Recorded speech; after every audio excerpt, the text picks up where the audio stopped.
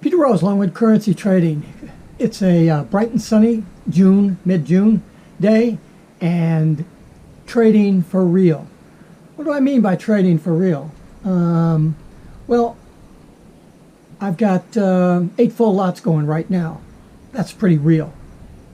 I just had my phone ding at me, and it kicked off the next 3 lots of that. I had 6 before, and now I'm sitting there with 8. That's trading for real. What I want you to get out of this video is what you're all striving for, which is to trade with a large account. I trade with a 6-figure account. A lot of times I'll only trade with 3 lots of it, or you know, something like that, $30,000 or whatever. Sometimes I'll just do singles. It depends on the market. But the critical factor is that I have enough money that when things are going the way that I thought they were, I can back up the truck and load it in. Now, that can work against you because as you stage in, obviously you change your average price that you got.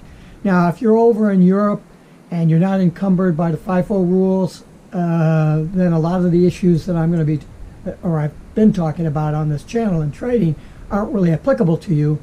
But over here, there's a little bit more finesse that you need to have in evaluating your situation in regard to where your average price is, or you're going to get screwed.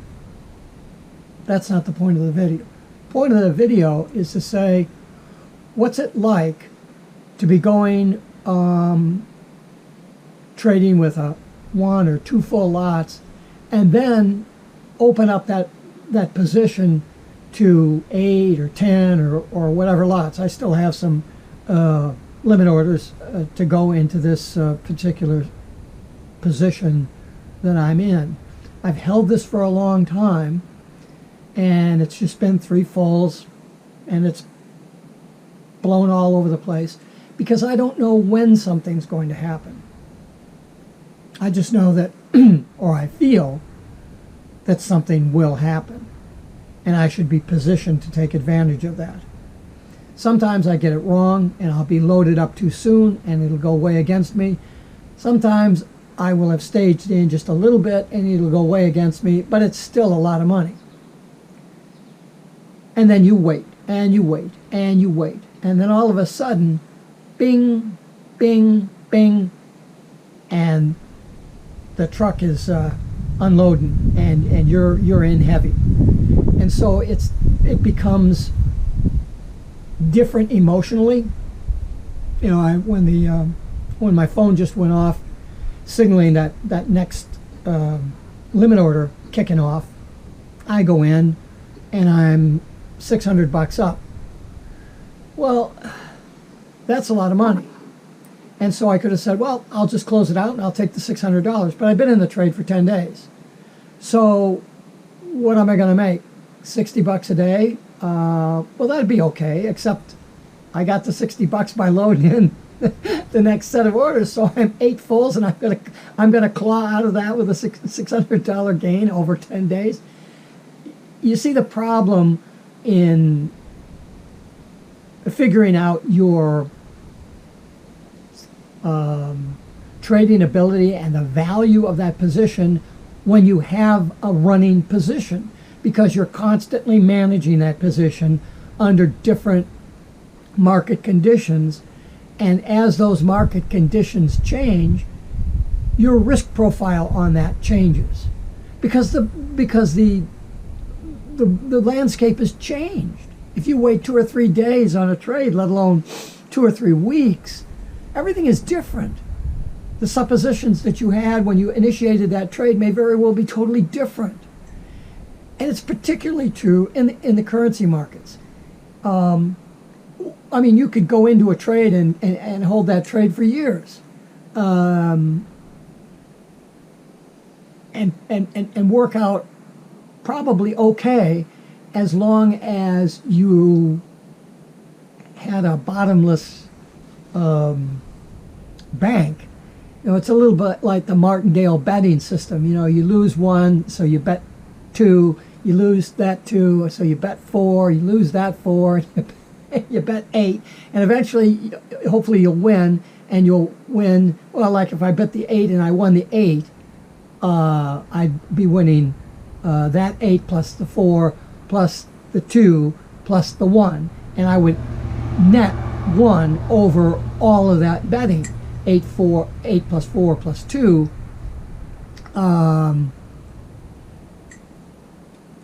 You're losing 14 to win 1.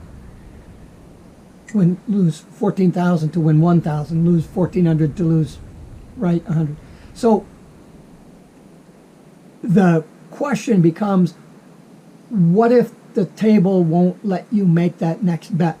What if you don't have the capital involved in your staging process in order to readjust your average so that if you got it wrong and staged in incorrectly, your cost of goods, your average price, is so close to where the current price is that if it wanders off the path just a few pips, you're underwater. I'm looking at this trade, I'm $600 up, I'm $700 up, I'm $400 up, I'm $200 up, I'm $500 up, I'm $300 down, I'm $2,000 down, I'm $300 down. It varies. When you're trading with size, well,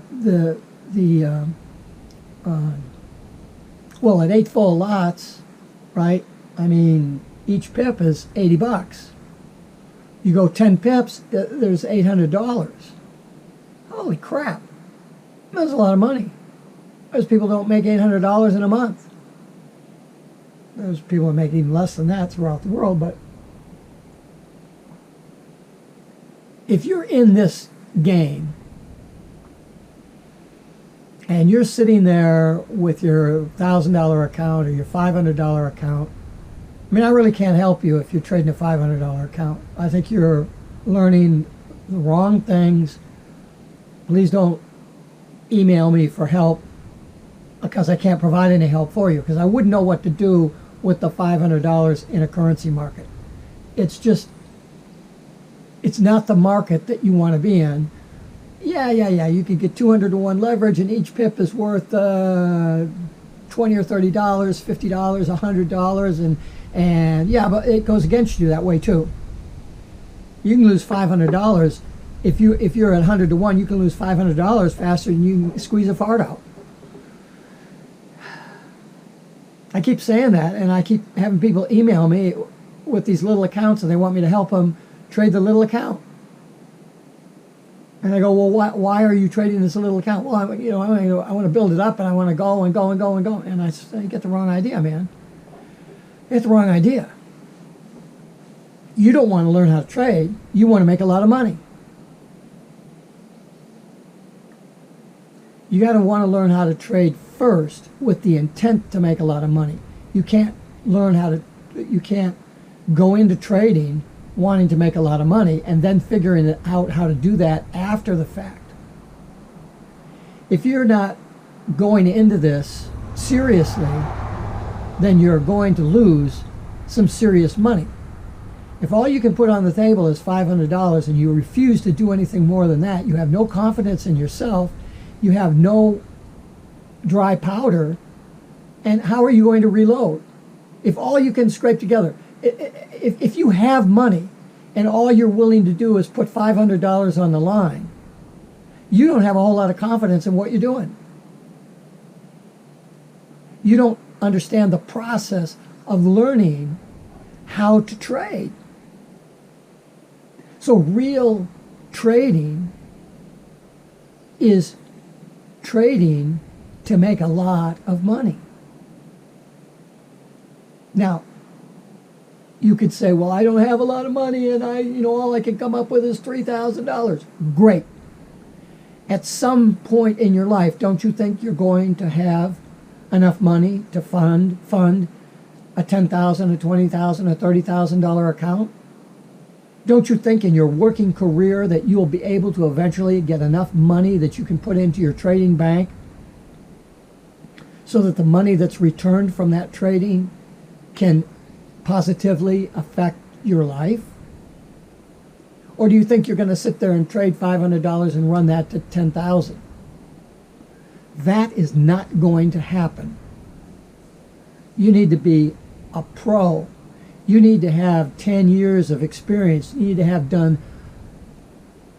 oh man, 5,000 trades and have 5,000 hours behind the screens before you're going to be able to take $500 and run it to a couple of thousand.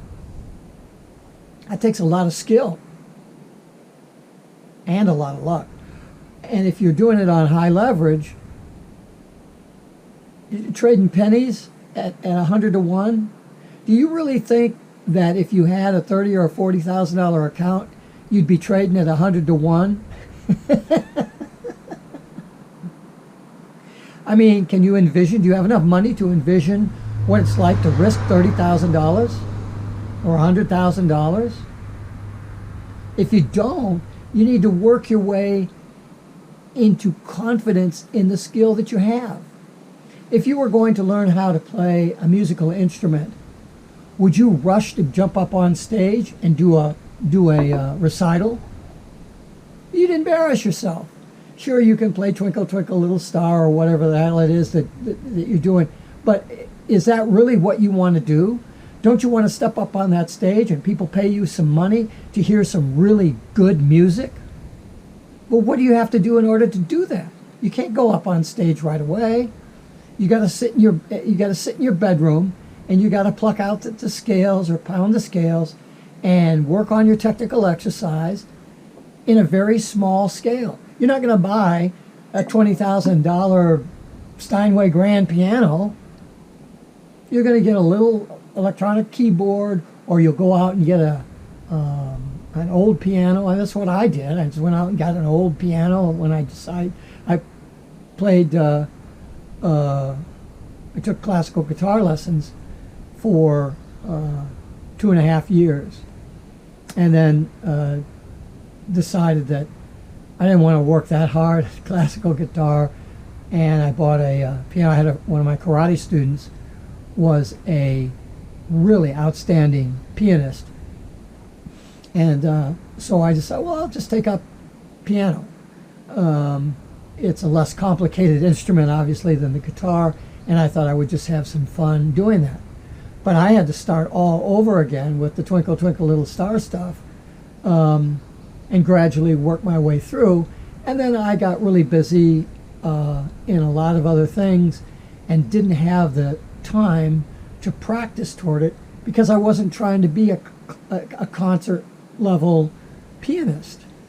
And so the amount of work that I would have to put in, what am I going to do? I'm going to work all that so that I can go to some cocktail party and sit down and play some stupid song and everybody can sing to it because they're drunk. That's what I want to spend. That's what I want to spend 1,000 hours learning how to do so I can entertain some drunks? I don't think so. There's the joy of playing, but I have so many other joys and so many other passions. I didn't want to take that up. The same reason that I had to let the guitar go is because I've been in martial arts for 50 years. That's a passion. I've been in the financial markets and stuff for, longer than that. I've been involved in computers and science and stuff since college days. That was a long time ago. I graduated in '72 with a bachelor's in physics. And each one of those skills, even learning how to sail, my dad taught me how to sail on Lake Michigan when I was 7 or 8 years old, and worked my way up. We just had a little 12.5-foot Penguin class sailing dinghy. And it took me a long time before he trusted me to take that boat out by myself. And I remember one day I was out there, I think I was probably, I don't think I was driving at the time. I think I was 14, maybe 15. I went with a neighbor kid who was about my age, and my dad. We went down to the yacht club, and we were all sailing around in the boat together, and it was getting really windy. And we went in, and I said, "Gee, I'd like to take the boat out and go." And I said, "Yeah, go ahead. With crash boats here. If you flip over, we'll come and get you." And man, the wind was blowing. But because I had sailed for so many years, I was comfortable with that. And we'd go roaring past the fantail of the yacht club, and the Columbia Yacht Club in Chicago. My dad was up there with the Commodore of the yacht club, and they're going like this. I thought they were waving at me, but they were saying, "Come in, come in, come in," because I had that boat heeled up like this, and we were bringing water over the gunnel and yelling and screaming and having a great time. They thought we were going to flip that boat. They said, come on in. We thought they were waving at us. We go by, we wave at them. Well, you don't think if you didn't have any experience and had really trained that you could take a boat out in what was probably a 20-knot blow. I mean, I was letting the mainsail go just all the time to dump the air, flatten her out. And my friend and I were hiking out all the way out with the extension on the tiller and just going like bats out of hell and having a great time. But we were able to have a great time because I had the skill to keep the boat up. If you go out in a little boat like that and you don't have the skill, then you're in fear of dumping it over. You're more a fear of loss. You're concentrating more on the loss than you are on the gain. So if you're trading and you're fearful of losing, then you're not in an appreciation. You don't have the skill to trade real. You're not trading real with a $500 account. You're not going to run that to even $1,000, $2,000. You'd be one out of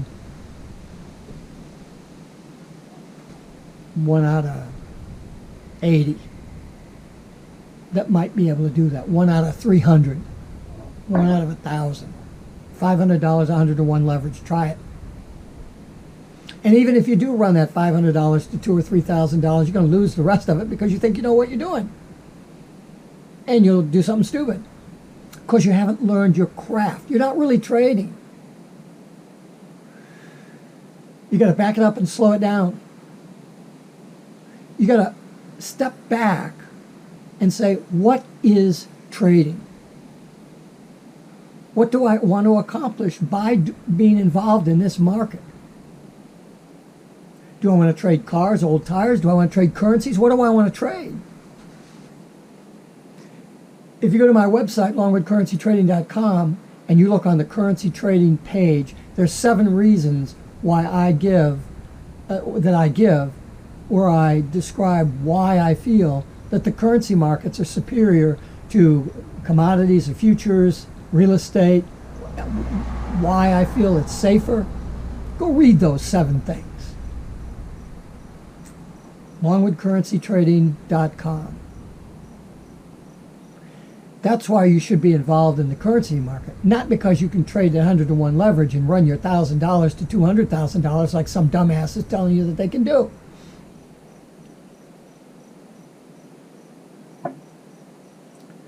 Real trading is making real money. Peter Rose, Longwood Currency Trading. Have a great day and have a great trading day.